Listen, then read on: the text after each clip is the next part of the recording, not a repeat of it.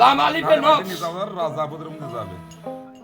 আচ্ছা আচ্ছা নূহ হরফে নলে হামজাতে দুই হাত ইয়া ইয়া পদ দুখানা। এই পদর মধ্যে চরণ মিশ্রিত। তোমার উক্তি অনুযায়ী বুঝতে পারছি। সামাজিক ভাবে একটা অন্যায় অপরাধ করে ফেললে বলে হাত ধর নাই পা ধর, তাহলে ওটা মূল্যবান সম্পদ। যেখানে হাত দিলে মাপ পাওয়া যায়, হাত দিতে হলে তো আমিত্ব ভাব ছাড়তে হবে, লোককুল ছাড়তে হবে, আত্মসম্মান বোধ, শিক্ষাগত যোগ্যতা, আভিজাত্য মর্যাদা উচ্চ না করা পর্যন্ত তোমার কাঙ্গাল হতে পারছো না, স্পর্শ করতে পারছো, তাই না? বাজান গো, এমনি তো বুড়ো মানুষ, দু একটা কথা বলতে গেলে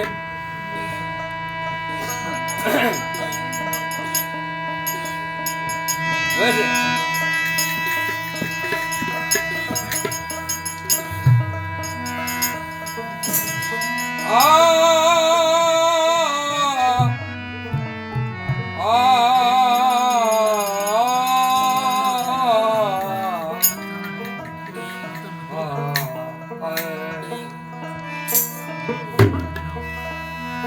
একেবারে শহুরেরই দেশে বই দেখি দম করছে, শহুরেরই দেশে বই দেখি দমে কষে, উঠে সিনারে ভেসে পেয়ে যন্ত্রণা।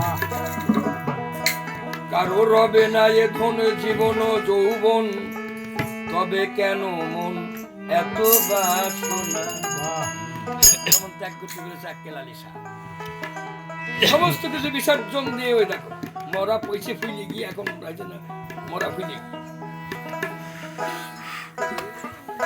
যে করে কালার চরণের আশা, জানো না রে মন তার কি দুর্দশা। ভক্ত বলি রাজা ছিল, সব অংশে নাছিল, বলি রাজা ছিল। এই দেখো চরণ পেটে কি সব অংশে নাছিল, বামন রূপে প্রভু।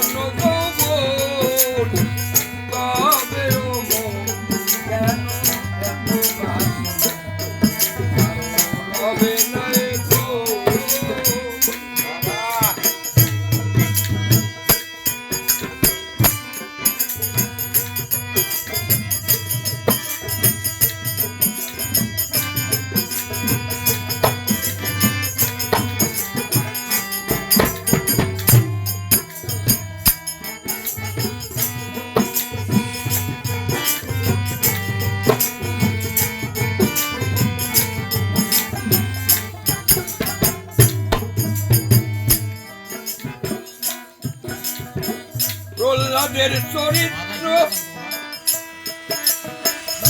দেখো দত্ত ধামে,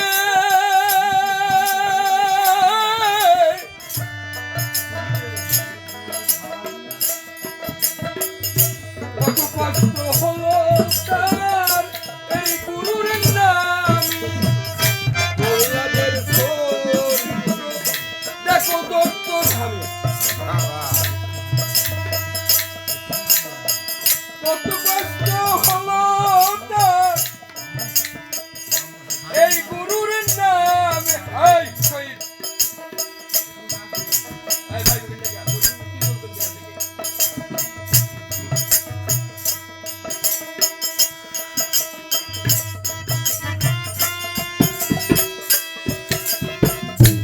আগুনে পুরালো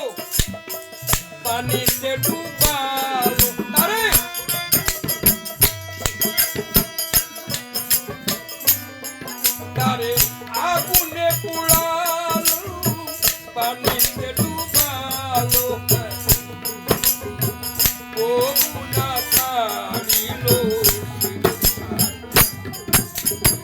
রবে না এখন জীবন গগন তবেও মন কেন এত ভাষণা রবে না এখন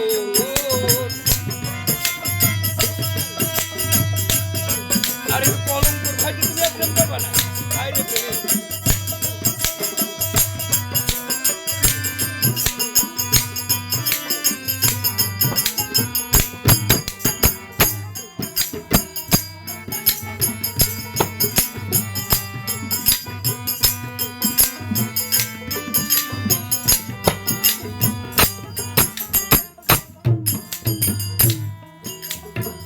কর্ণ রাজা ভবে বড় দাদা ছিল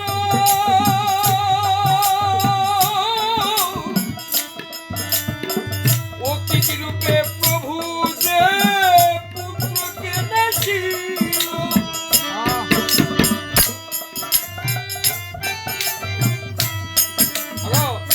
কর্ণ রাজা ভবে একজন বড় দাতা ছিল অতিথি রূপে পুত্রকে নাছিল কর্ণ অনুরাগ না ছাড়িল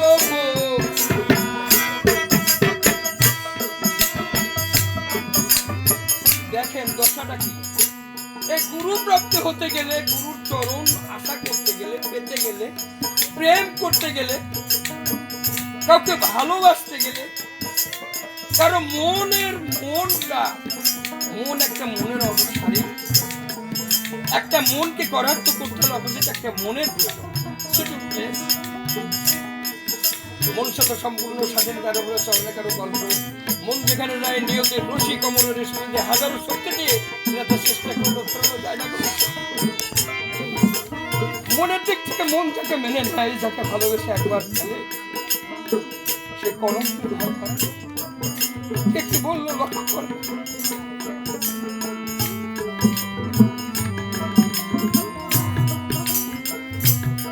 কর্ণরাজা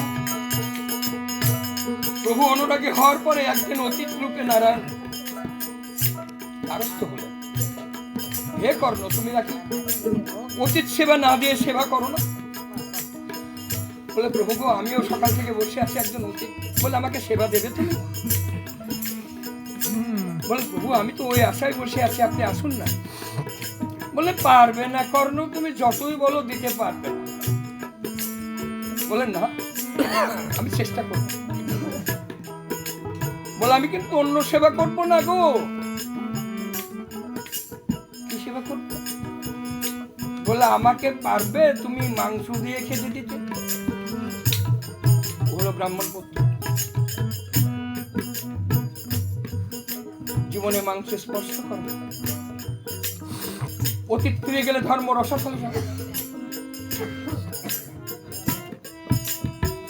তার স্ত্রীকে বলছো গো এখন আমাদের কি করণীয় যদি অতীত ফিরে যায় তাহলে তো ধর্ম রসাতল যাবে বলে বলো আমরা তাই দেবো বলো গো তোমাকে টায়া দিয়ে সেবা দেবো বলে আমি সাধারণ মাংস খাবো না গো আমি মানুষের মাংস দেখিতে চাই বলে বলো কোন অংশ করে দেবো বলে সাধারণ অন্য কারো মাংস নয় তোমার একমাত্র সন্তান বিশ্বগতর মাংস দিয়ে আমি খেতে চাই সেবা করো তুমি সেবা দেবে আমি জানি তুমি পারবে না গো তুমি দেবে না আমি চলে যাচ্ছি তোমাকে দেওয়া লাগবে বলে না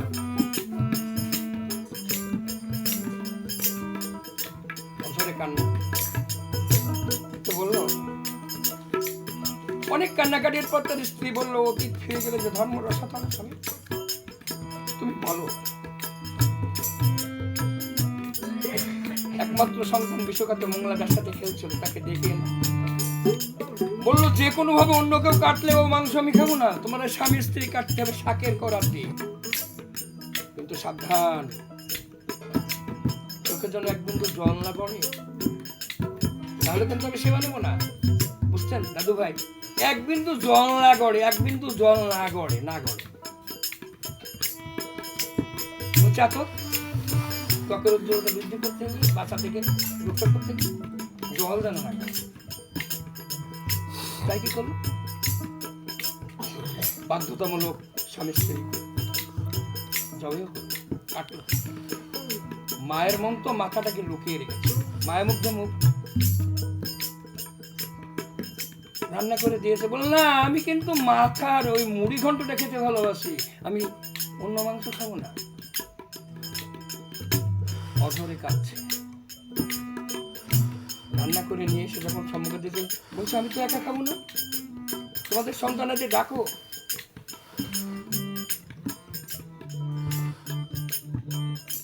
তোমরা খাবে, তোমার সন্তানদের খাবে, তবে তো আমরা খাবো, আমি খাবো, একা তো সেবা নেব। বল তাকে তো আমরা হারিয়ে একটু তার মাংস বেশি হবে, বলো না দেখো আছে তো বেতন বেশি কিছু বলার নেই। প্রাপ্তি হতে গেলে চাওয়া সহজ, পাওয়া কঠিন। চাওয়ার পাওয়া এক নয়, স্বপ্নে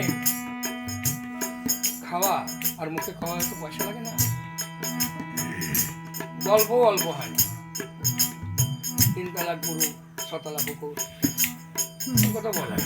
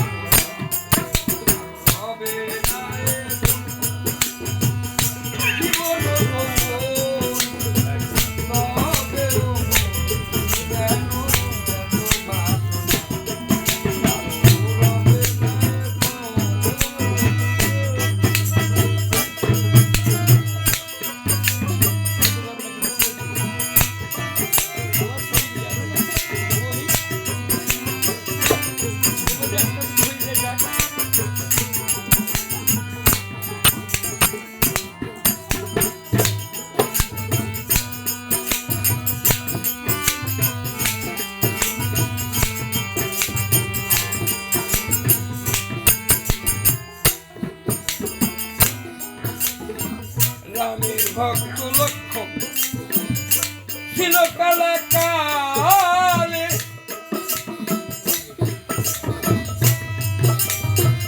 শক্তিশালী হেনে ছিল তারি বক্ষস্থলে।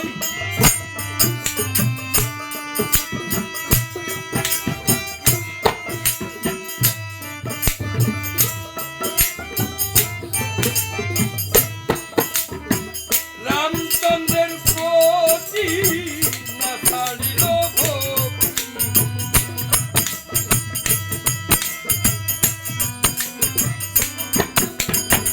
রামচন্দ্রের প্রতি না ছাড়িল ভক্তি, লালন বলে